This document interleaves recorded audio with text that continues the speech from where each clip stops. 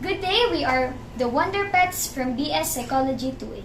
Our group is here to discuss psychologist development throughout the years. First, we'll start with trepanation. Trepanation is practiced by ancient Roman and ancient Greek during the 6000 BC.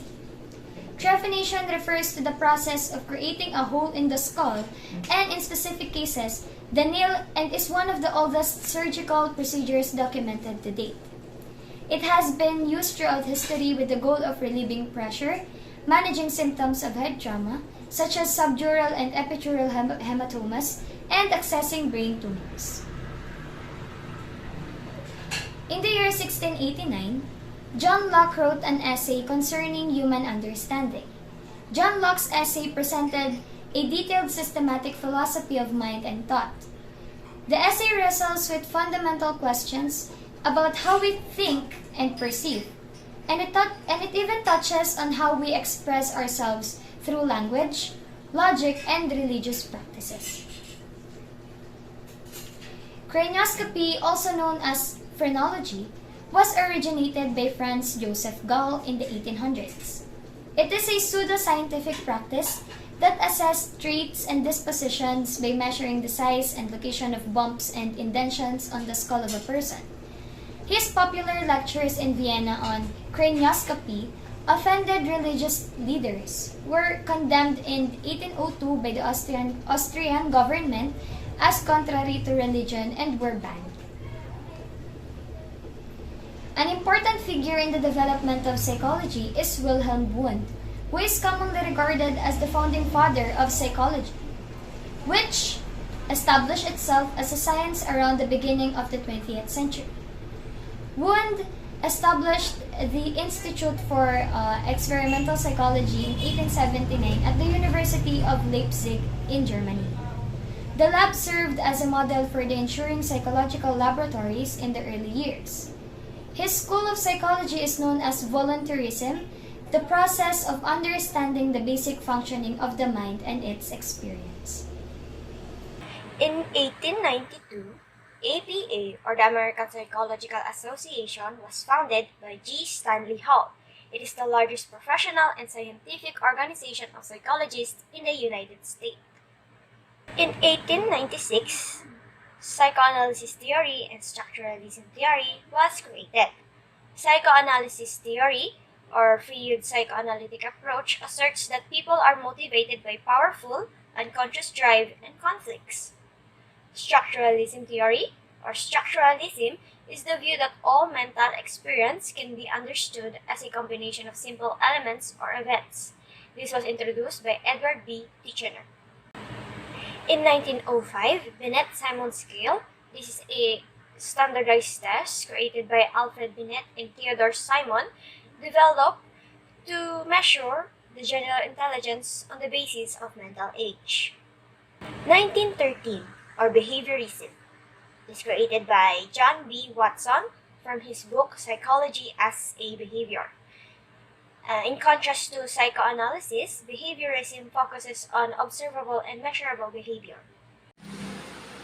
1927. Classical conditioning. Classical conditioning is learning through association and was first demonstrated by Ivan Pavlov.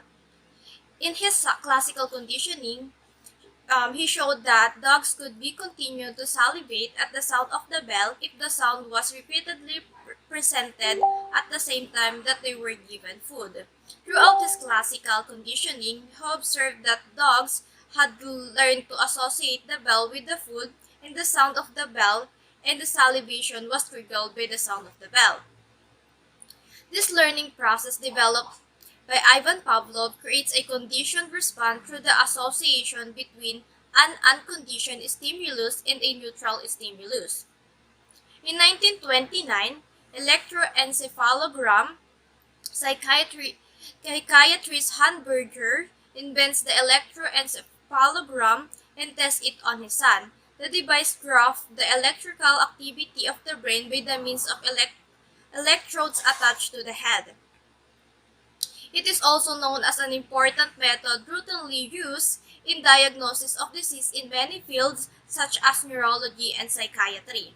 In 1938, electroconvulsive therapy, Italian psychiatrist and neuropathologist Ugo Serletti and his associates treat human patients with electrical shock to alleviate schizophrenia and psychosis. Electroconvulsive therapy is a therapy in which electric current is used to provoke a seizure for a short duration. In 1952, Thorazine was invented. It was a prescription medicine used to treat the symptoms of schizophrenia, and it was synthesized by a French pharmaceutical company, Ronfalens.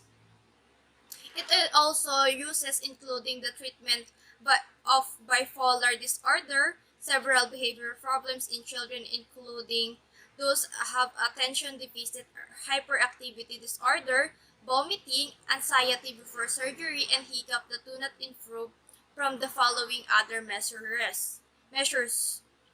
It can given orally or by giving in the mouth, by intramuscular injection or injection in the muscles, or intravenously or injection into the vein. Next is the transactional analysis in 1960. Transactional analysis is when the psychiatry patients can be treated for emotional distresses by analyzing and altering their social transactions. Ang ginagawa po sa transactional analysis ay talking therapy po siya. Kinakausap yung patients para ma-explore yung personality ng isang tao and para malaman yung childhood experiences niya. Next is the virtual reality exposure therapy in 1992. VRET is a mixture of virtual reality or VR that uses technology to swap real-life environments with made-up ones that look real. This type of therapy helps you face your peers in a safe environment. Ang virtual reality exposure therapy naman po ay therapy po siya na ginagamitan ng technology which is the VR para mabawasan yung intensity ng stress ng patient. Last is the brain spotting in 2003. This type of therapy helps locate points in the client's visual field that helps access and process trauma in the subcortical brain. These brain-body therapies are known as bottom-up therapy, which aims to release the physical stress in the body, thereby leading to release the emotional stress in the body as well. And that's all for our presentation. Thank you.